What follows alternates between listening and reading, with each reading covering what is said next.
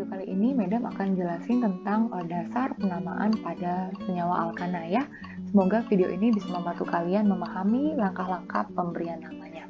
Nah, tapi sebelumnya hal yang perlu kalian ketahui adalah tentang prefix dulu. Prefix atau awalan yang digunakan di dalam penamaan senyawa-senyawa hidrokarbon. Nah, awalan ini atau prefix itu berdasarkan dengan jumlah atom karbon yang dimiliki dari suatu senyawa.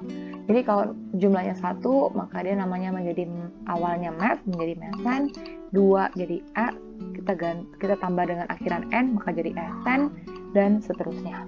Ya, ada 1 sampai 10 awal ini wajib kalian ketahui dulu. Nah, untuk alkana sendiri kita akan batasin sampai yang rantai terpanjangnya itu hanya 10 atom karbon. Jadi kalian cukup ingat dari meten sampai ke dekane aja. Kita tidak akan pergi lebih jauh daripada ini ya. Oke. Nah, kita akan langsung masuk ke langkah-langkahnya. Secara umum ya, ada kurang lebih 3 langkah sih di dalam pemberian nama. Jadi yang pertama itu kita tentukan dulu yang namanya parent change. Jadi parent change ini adalah rantai terpanjang dari atom karbon dari suatu struktur. Nah, nanti Madam akan ajarin kalian gimana sih cara kita mencari parent change-nya. Langkah yang kedua itu adalah pemberian nomor. Jadi dengan kamu udah tahu parent change yang mana, kemudian kamu harus memberikan nomor pada atom-atom karbon di parent change tersebut. Jadi benar-benar kita kasih nomor 1, 2, 3 gitu ya. Nah, dengan ketentuan di mana kita memprioritaskan cabang atau alkel ya. Di sini kita gunakan cabang itu sebagai alkel.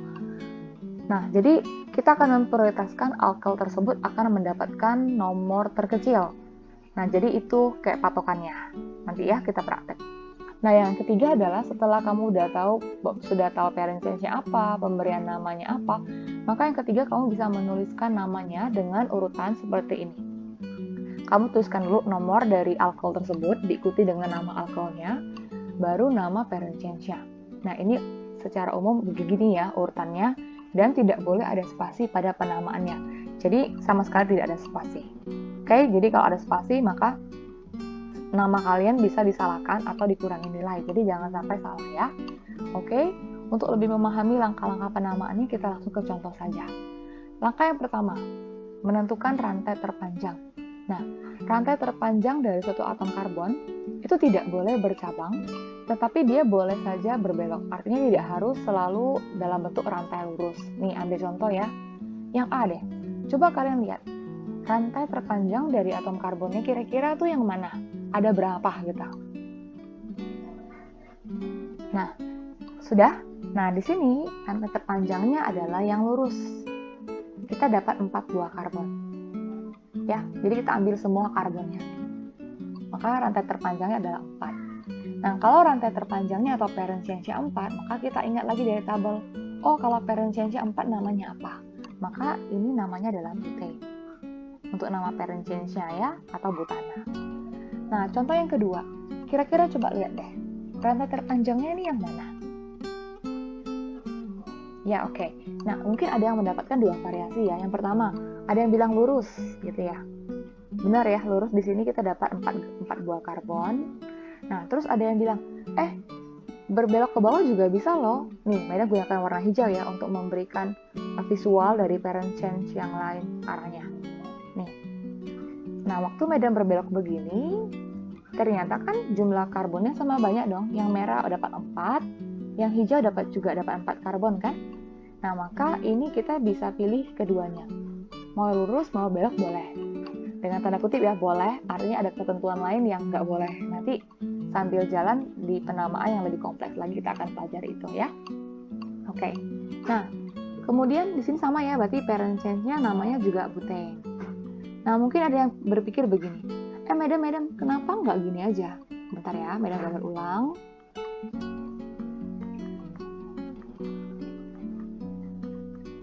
Oke, kenapa boleh nggak sih parent change-nya gini aja? Kita ambil semuanya. Nah, boleh nggak kayak gini? Nah, jadi untuk parent change itu pertama dia harus satu arah, tidak boleh bercabang.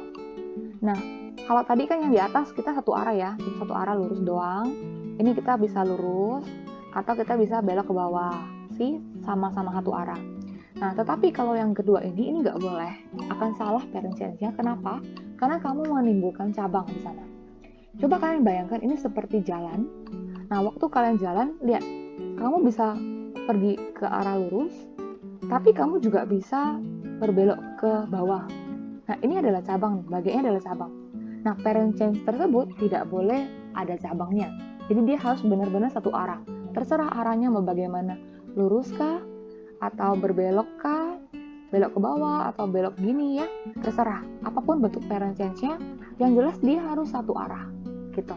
Jadi tidak boleh bercabang seperti itu. Oke, kira-kira bisa dipahami ya.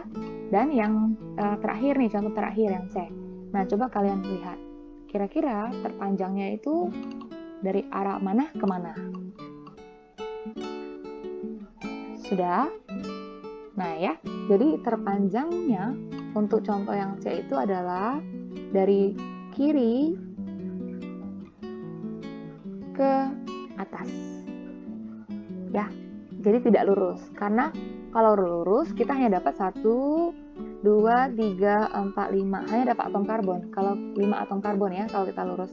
Tapi kalau kita belok ke atas, ternyata di sini Madam bisa dapatin sampai 6 karbon. Jadi tentu kita akan memilih yang lebih panjang, gitu ya. Dan kalau dia 6, maka nama parent change-nya itu adalah heksane atau heksana. Oke. Nah, ini cara-cara kita menentukan parent change.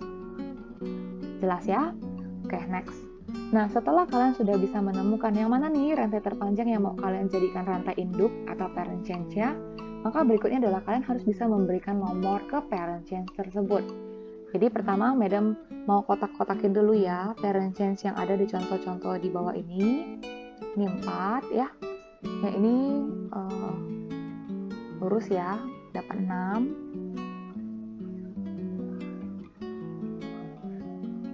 Oke, ini dapat berapa? Lurus juga ya, dapat 6 juga. Oke. Nah, setelah kalian sudah mendapatkan parent change-nya, berikutnya kan kalian diminta untuk memberikan nomor pada parent change.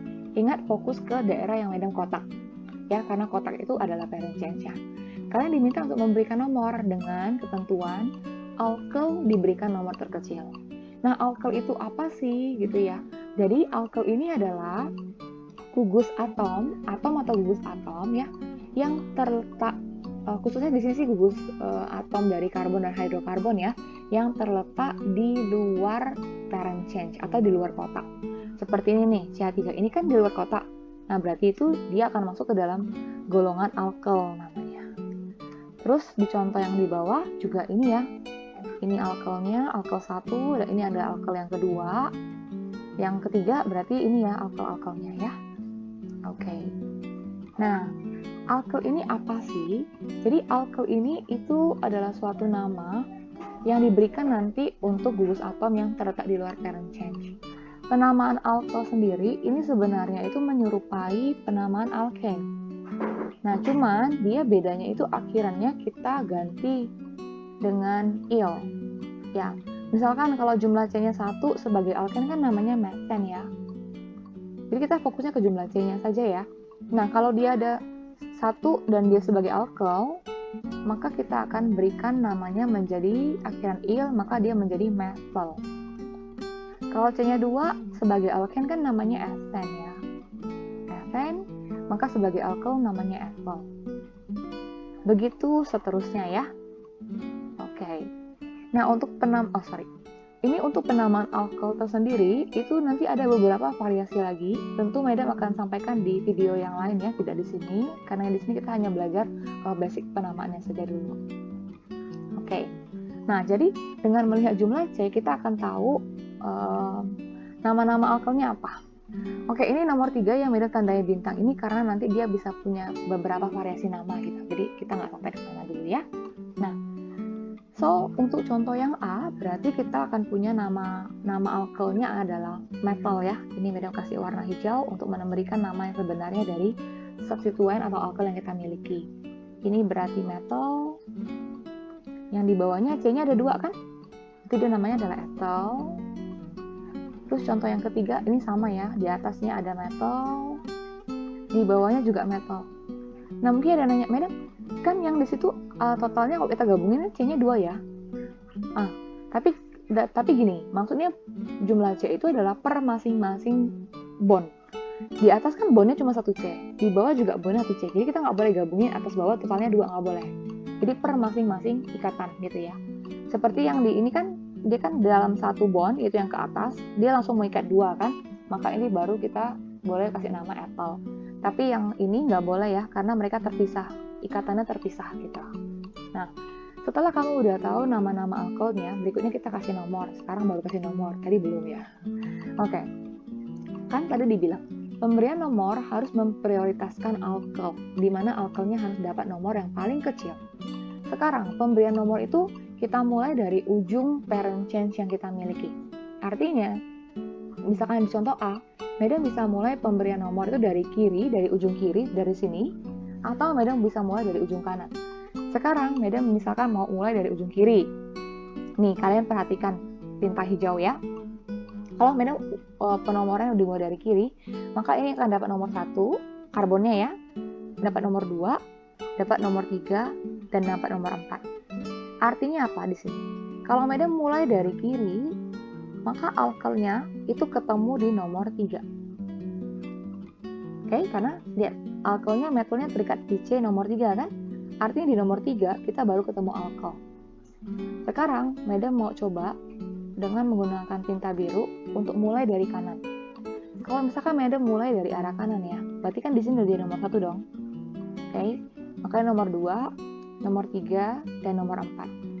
Nah, kalau Madam mulai penamaan dari kanan, ya, maka ternyata Madam ketemu alkohol di nomor 2. Nah, sekarang kalian pikir, arah yang manakah yang alkoholnya dapat nomor paling kecil? Betul, yaitu yang dari kanan ya, dari kanan ke kiri. Maka dari itu kita akan hapus penomoran dari kiri. Kita hapus semuanya. Kita akan mulai dari kanan ya. Oke, kita mulai dari kanan. Oke, ini ya. Nah, setelah sudah selesai penomoran dari kanan, maka berikutnya kita ke contoh yang di bawah ya, supaya lebih menguasai, oke? Nah, di sini kira-kira coba kalian lihat, penomoran tepat itu dimulai dari mana? Kita akan coba sama-sama ya. Misalkan Madam mulai dari sebelah kiri ya. Oke, sebelah kiri, misalnya 1, 2, 3, 4, 5, 6. Nah, berarti, bentar ini ada error sedikit. Ya, ini harusnya CH3. Oke. Nah, kalau Madam mulai dari kiri, kan ternyata kita akan ketemu alkohol pertama kali di nomor 3. Nih, lihat ya. Nah, kalau dari kiri ya, berarti kita ketemu alkohol pertama kali di nomor 3. Nah, kalau misalkan sekarang Madam mulai dari arah kanan nih ya. Coba kalian perhatikan tinta yang warna biru ya. Nih, berarti dari sini kan nomor 1 atom karbonnya, ini nomor 2, nomor 3, nomor 4, nomor 5, dan nomor 6 kan? Dan dari sebelah kanan ternyata kita juga menemukan alkohol pertama kali itu di nomor 3. Nih ya, nomor 3 kita ketemu alkoholnya sih. Nah, sama ternyata nih. Nomornya sama-sama nomor 3. Nah, kalau sama, kalian jangan langsung menganggap, oh berarti dari mana aja boleh, belum tentu. Kalau jenis alkoholnya berbeda, maka kalian harus pertimbangkan begini. Ya, lihat, kita punya 2 alkohol. Kalau dari kiri ke kanan, kita dapatnya metal, sedangkan kalau dari kanan ke kiri, kita dapat alkoholnya itu bernama ethyl. Nah, kita harus pilih. Nah, kita pilihnya berdasarkan apa? Kita berdasarkan huruf pertama. Huruf pertama dari alkohol yang kita miliki. Jadi, di sini kita metal huruf pertamanya adalah M, sedangkan dari ethyl huruf pertamanya adalah E. Nah, berdasarkan urutan abjad, E itu muncul duluan daripada M. Maka kita akan lebih memilih penomoran dari kanan ke kiri. Itu yang kita pilih ya. So, kita akan hapus penomoran yang dari kiri. Oke, gitu ya cara pertimbangannya ya untuk pemberian penomoran. Nah, lalu bagaimana kalau misalkan ternyata nama alkoholnya itu sama awalannya? Misalnya hexyl sama heptal ya, gini. Kan sama-sama H, ya nggak? Nah, kalau dia sama, berarti kita harus lihat ke huruf berikutnya sampai kalian mendapatkan perbedaan pertama. Kalau ini kan sama-sama H, berarti kita nggak bisa lihat. Sama-sama E, berarti kita nggak lihat. Ini P, ini X. Nah, ini yang baru kita tentukan. Siapa yang duluan muncul. Karena P duluan, berarti nanti kita pilih heptal yang duluan kita pilih gitu. Oke? Nah, sekarang kita ke contoh yang ketiga ya. Nah, gini. Langkahnya sama sih, tentukan dulu penomorannya. Misalkan kita sekarang mulai dari kiri dulu. 1, 2, 3, 4, 5, 6. Nah, sekarang dari kiri ke kanan, kita ketemu alkel pertama kali di nomor 3. Ini ya. Sekarang kita mau mulai dari kanan ke kiri ya. Perhatikan ya, Meda menggunakan tinta orange ada deh. Nih, 1, 2, 3, 4, 5, 6. Oke, ternyata dari kanan ke kiri pun kita ketemu alkel pertama kali di nomor 3. Nah, ini beda lagi kan dengan di atas ya. Kasusnya hampir sama, tapi alkelnya berbeda. Jadi di sini alkelnya yang di atas itu dari kiri ke kanan kan namanya etal ya. Sedangkan yang di bawah itu ada 2 buah metal. Ada 2 buah metal. Nah, di prioritas penamaannya, kita itu nggak melihat berapa banyak alkelnya. Tapi yang kita fokuskan tetap dari nama dari alkel itu sendiri. Jadi yang kita lihat tetap E dan M. Gitu ya. Nah, jadi tetap di sini yang menang itu adalah si Apple. Jadi kita akan memilih penomoran dari sebelah kiri. Maka penomoran yang sebelah kanan akan Madam hapus. Oke. Begini cara kita menentukan penomoran pada alkanah ya. Kira-kira bisa dipahami ya? Oke. Kalau kalian sudah menguasai cara menentukan parent change yang mana, kemudian sudah bisa juga kasih nomor dengan pertimbangan-pertimbangan khusus, maka sekarang kalian sudah bisa memberikan nama. Nah, ini Madam kotakin dulu ya, yang mana jadi parent change-nya tadi. Ini juga. Kemudian yang di bawah, ini ada beberapa contoh ya, sengaja kasih beberapa variasi, supaya lebih ada gambarannya. Oke, dan ini ya. Nah, sekarang kita ke contoh pertama. Yang A ya. Tadi kan ketika kita sudah beri nomor, maka nomornya kan pasti dimulai dari sebelah kanan ya. Supaya nanti alkelnya dapat nomor paling kecil. Nah, alkel yang kita miliki kan C-nya 1 ya, maka namanya adalah metal. Nah, urutan dari pemberian nama senyawa A, ini adalah dengan menyebutkan dulu letak dari alkel itu. Nah, metal kita itu terikat di atom C nomor 2, maka nomor alkelnya juga nomor 2. Jadi nomor alkel mengikuti letak di mana dia terikat. Strip, nama alkelnya yaitu metal. Nah, apakah masih ada alkel yang lain? Kalau tidak ada, maka kita akhiri dengan nama dari parent change. Parent change kita mengandung 4 karbon nih, yang Madam kotakin ada 4. Maka kita ingat, oh, kalau C-nya 4 berarti namanya apa ya tadi? Butane. Maka nama dari A adalah 2-metilbutana atau 2-methylbutane.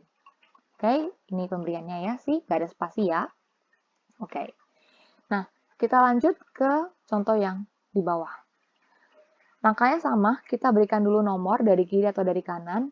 Nah, untuk contoh B, ternyata ketika Madam mulai penomoran dari kiri maupun kanan, itu sama, setara ya, di mana alkelnya sama-sama nomor 2. Dan di sini kebetulan jenis alkelnya sama, jadi kita boleh pilih arah mau mana, dari kiri ke kanan atau dari kanan ke kiri. Nah, sekarang bedanya, alkelnya ini ada 2. Gimana cara kita memberikan nomornya? Jadi kalau untuk nomor alkel yang sama, kalau alkelnya sama-sama jenisnya ya, ini kan sama-sama nih, CH3 sama-sama CH3 kan? Nah, kita tuliskan juga nomornya itu kedua-duanya, dengan dipisahkan oleh tanda koma. Jadi kita tuliskan 2,3. Yang artinya di nomor 2 dan nomor 3 itu ada alkel yang bernama metal.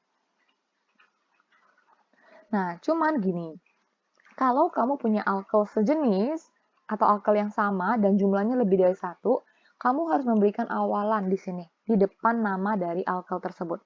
Nah, awalannya itu, ini ketentuannya, kalau jumlah yang sama itu ada 2, maka kita berikan di, kalau 3 berarti tri, dan seterusnya. Nah, kebetulan di contoh B itu kita punya 2 metal, maka kita akan berikan awalan di depan namanya, sehingga namanya menjadi 2,3 di metal ya, tanpa ada spasi ya. Ini Medan hapus biar nggak kelihatan kayak ada spasi. Di metal. Oke, baru kita sebutkan alkel lain kalau ada.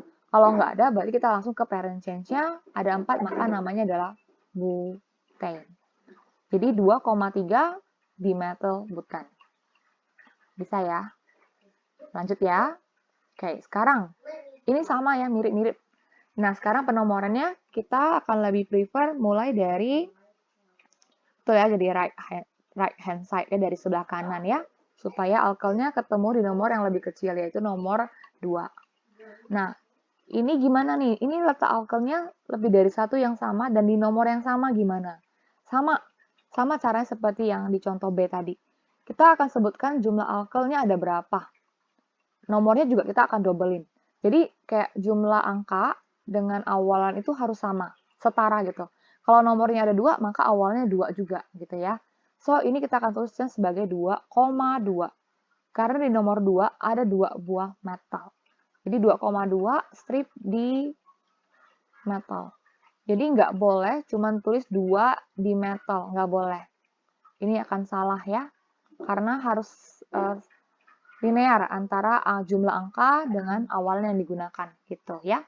Medan hapus ya. Oke, baru kita akhiri dengan nama dari parent change-nya adalah butane. Oke, nah sekarang kita ke contoh yang lebih sedikit berbeda. Ya, oke, sekarang ini penomorannya dimulai dari kiri ya, supaya kita ketemu alkohol duluan. Kalau dari kiri kita ketemu alkohol di nomor 2. Kalau kamu dari kanan, kita ketemu alkoholnya di nomor 3. Jadi tentu kita pilih penomoran dari kiri. Oke, so ini kayak tadi yang Medan sebut, ini adalah metal, dan ini adalah ethyl. Nah, maka kita akan sebutnya, penulisannya tetap harus sesuai alfabet. Metal sama ethyl siapa duluan? Yang kita sebut ethyl kan, karena dia E duluan muncul, tapi ethylnya terletak di nomor berapa? Nomor 3 ya, jadi kita jangan ubah urutannya, sesuaikan dengan nomornya.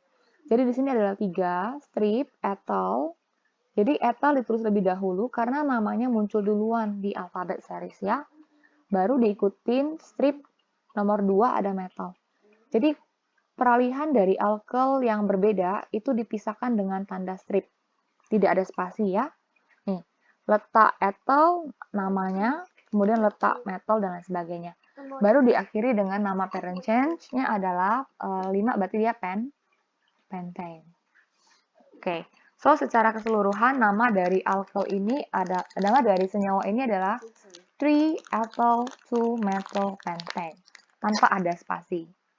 Oke, oke ya. Nah, sekarang coba untuk contoh yang terakhir, coba ada kasihkan waktu beberapa saat untuk pikir. Kira-kira namanya apa?